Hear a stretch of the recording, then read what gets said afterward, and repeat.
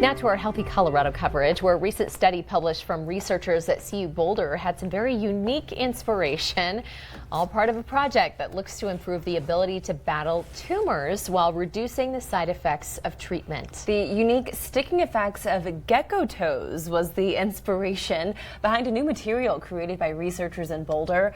Our KRDO 13 medical expert, Dr. Neha Sharma, is here to help us take a look into the new material along with the study and how it could be used to treat even more problematic forms of cancer. Dr. Sharma, thanks so much for being here. Thank you. Gecko toes. This is intriguing, no doubt. Okay, so the study from CU Boulder had some surprising inspiration, those gecko toes, and their ability to cling to surfaces.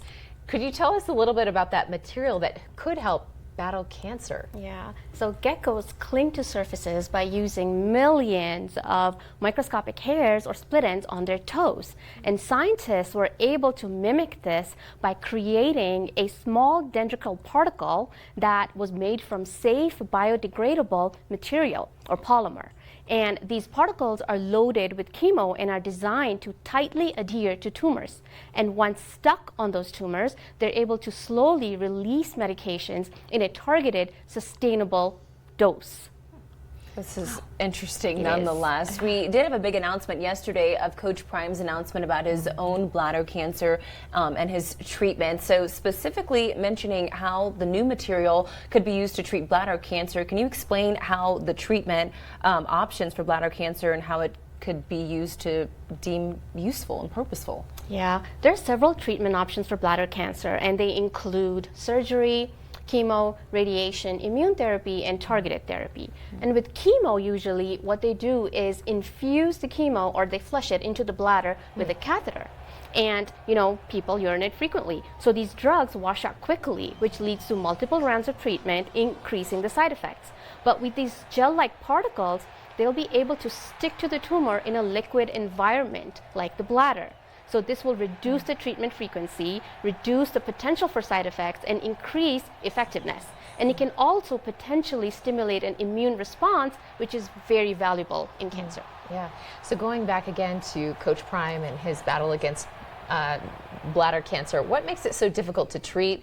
What are some of the side effects of that treatment itself? Yeah, bladder cancer is hard to treat. Well, firstly, some forms of bladder cancer can have a high recurrence rate. So this can lead to lifelong monitoring and also repeated treatments. And also tumor variability within the same patient can complicate treatment because it's unpredictable. Also resistant to therapy. Bladder cancers can become resistant to any kind of treatment over time.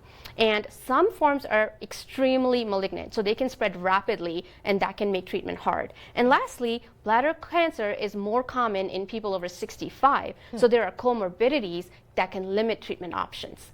And side effects, you know, that'll depend on the treatment. They could be vast. So side effects can include fatigue, nausea, vomiting, to serious immune complications, depending on the treatment. Okay, certainly. So the idea of it coming from gecko toes, have you ever heard anything about that or done any work that could deem useful from gecko toes? No, but it's interesting, right? I mean, science, you can be inspired by anything. Yes. Yeah. I'm just wondering if one of the researchers, their son, had a gecko at home or something. I was like, where'd that come from? Yeah, I want to know the moment, story. Right? Yeah. That's interesting though. But if it can do all of this good and help out, I mean, it's amazing. It is amazing. Yeah. All right. Well, that's all we have time for today. Dr. Sharma, as always, thanks for being here. Thank you. Yeah, she's here every Tuesday at 4:30. If you have questions or something you want to look into, you can send us an email over at healthycolorado@krdo.com.